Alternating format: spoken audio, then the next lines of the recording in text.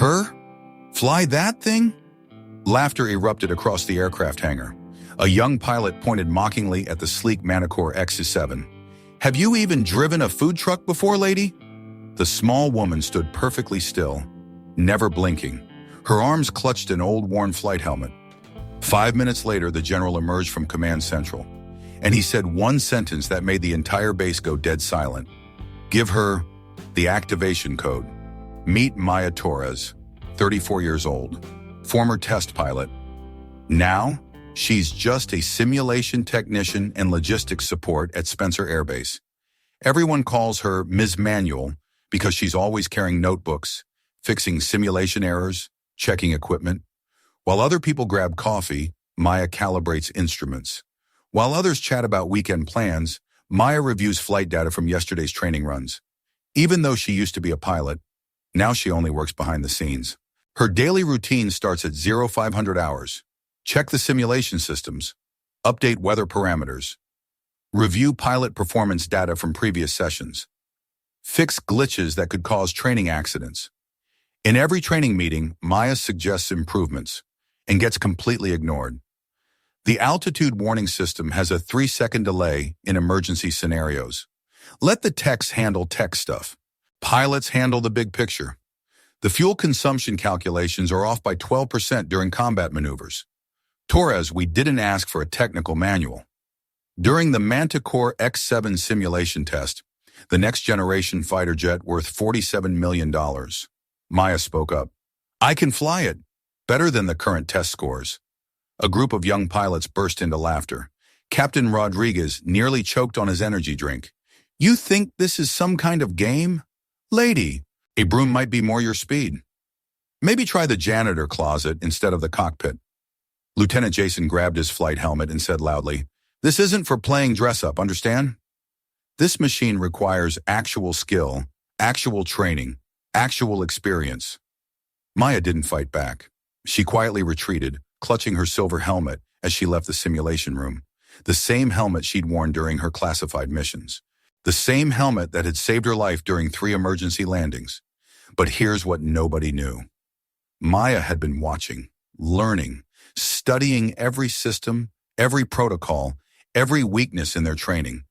She knew the Manticore's engine specifications by heart. She understood its flight dynamics better than the engineers who built it. While they laughed at her suggestions, she was quietly fixing their mistakes. Critical errors that could kill pilots in real combat situations. While they dismissed her experience, she was upgrading their safety protocols, writing code patches for navigation systems, improving emergency response procedures. She knew that Manticore better than anyone in that room. But respect?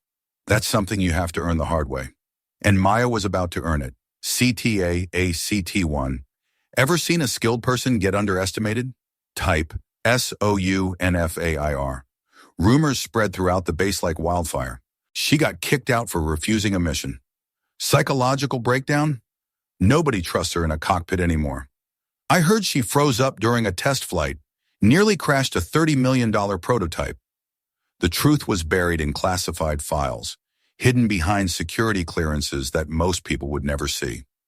During simulation sessions, Maya continued fixing errors for her teammates, but nobody acknowledged it. When Lieutenant Harper's navigation system glitched during a training run, Maya spent 3 hours debugging the problem. When Captain Mills couldn't figure out why his targeting system kept failing, Maya quietly rewrote the calibration software. Nobody said thank you. Nobody even noticed. One day, a maintenance technician accidentally saw Maya running a Manticore simulation in solo mode. It was past midnight. The hangar was empty except for security guards and cleaning crews. Her control was flawless. No errors. Her landing was more precise than actual certified pilots. She executed advanced maneuvers that weren't even taught in standard training programs. Barrel rolls at 7G forces, emergency landings with simulated engine failures. Combat scenarios that would challenge 20-year veterans. The technician whispered to his colleague, "She flies like she designed that thing herself." A few days later, an officer discovered a classified file folder in the old storage room. Operation Harpy, Maya Torres, primary test pilot. In a 6-year-old report, Maya had been the lead pilot testing the original Manticore prototype. She had logged over 200 flight hours on the first-generation aircraft, more than any other pilot in the program. The reason she was transferred to logistics? She refused to participate in an unsafe flight mission, where she opposed the test because there was no proper escape system. The ejection seats were faulty. The backup power systems hadn't been tested. The emergency protocols were incomplete. Result, she voluntarily requested removal, unwilling to put her team in danger. Her superiors at the time froze her credentials, quietly removing her from the flight roster. But there was more to the story. Maya hadn't just refused the mission. She had spent 3 months redesigning the escape protocols. She had written a 40-page safety manual that became standard procedure for all test flights.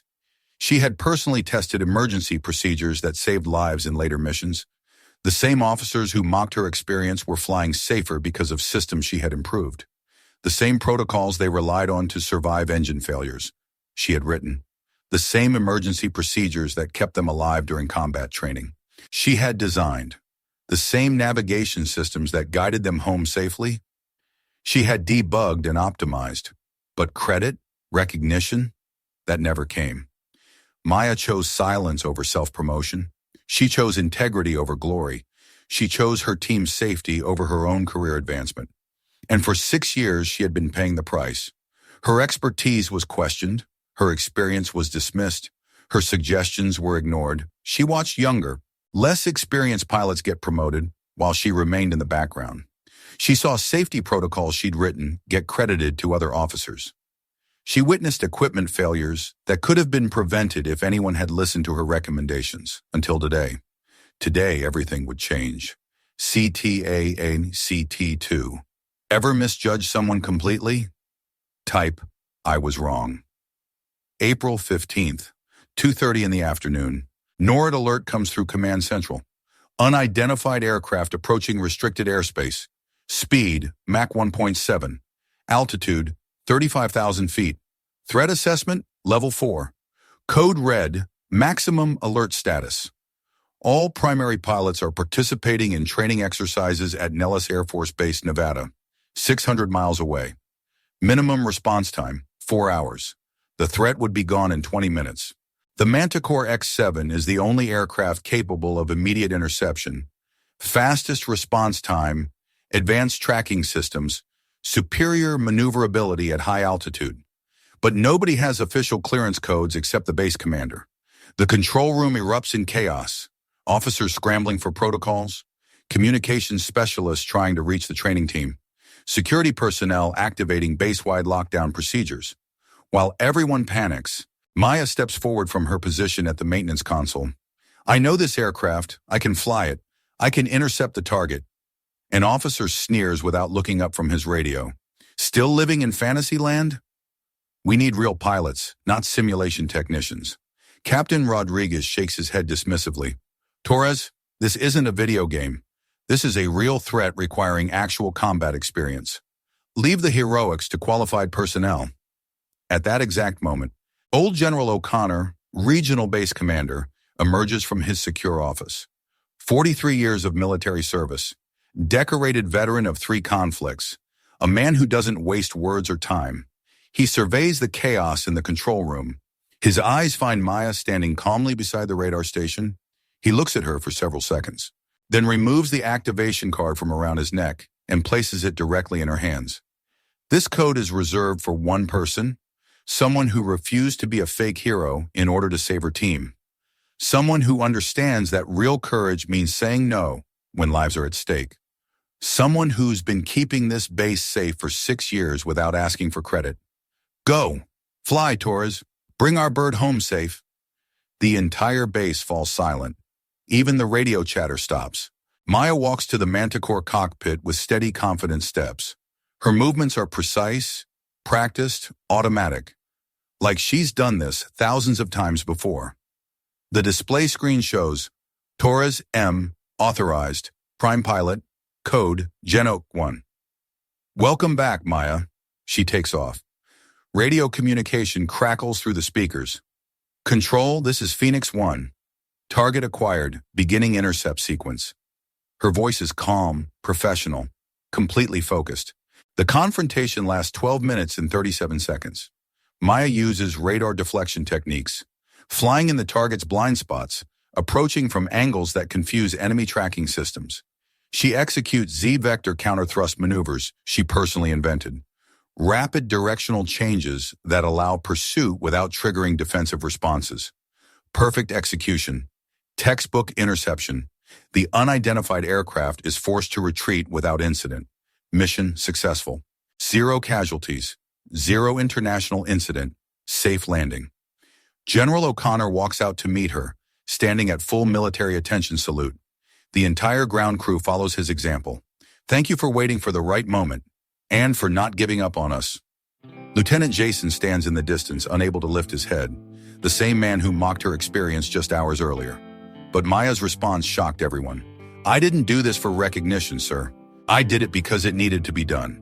She removed her helmet, handed back the activation codes, and walked toward the maintenance bay. My shift isn't over yet. The radar systems still need calibration for tonight's training runs. That's when they realized Maya Torres wasn't trying to prove anything to anyone. She was just doing her job. The job she'd been doing perfectly, quietly for 6 years. While they were looking for glory, she was ensuring safety. While they were seeking applause, she was saving lives. The same lives that had dismissed her, mocked her, ignored her contributions, she saved them anyway. CTAACT3. Ever owed someone you never thanked? Type, I owe them. The next morning, Maya appeared in the technical bay, continuing to repair radar models as usual. Not a single word of bragging. But this time, young pilots approached her quietly. Could you show us proper simulation procedures? 1 week later, the base hall added a new plaque, honoring those who maintain integrity. Maya Torres, who understood the value of not flying for fame. General O'Connor sent Maya an invitation to rejoin the primary flight team. She declined. In her resignation letter, Maya wrote, I don't need to return to the sky. I just want to ensure the next generation will fly safer than I ever did. She left quietly. A young engineer posted this note on the control panel corner. Before saying, I can fly it, learn to keep quiet like she did. But Maya's real legacy wasn't in the sky. It was in every safety protocol she improved. It was in every simulation error she quietly fixed. It was in every pilot who came home safely because of systems she designed. 3 months later, the Manticore program was expanded nationwide. Every single aircraft included Maya's safety modifications. Her escape protocols became standard military procedure. Her radar deflection techniques were classified and taught to elite pilots. But her name? Never mentioned in official reports. Maya Torres didn't need recognition. She needed results. And results speak louder than applause. CTAACT4. Believe good people should be remembered. Type, I'll live better. Maya Torres didn't need a stage. She just needed one opportunity. Right time, right person. Today's story isn't just about a pilot. It reminds us, true value doesn't need to be seen to exist. In a world that rushes for attention, some people choose silence. Not from weakness, but because they're strong enough to wait. And when opportunity comes, they don't need permission. They just need a seat in the cockpit.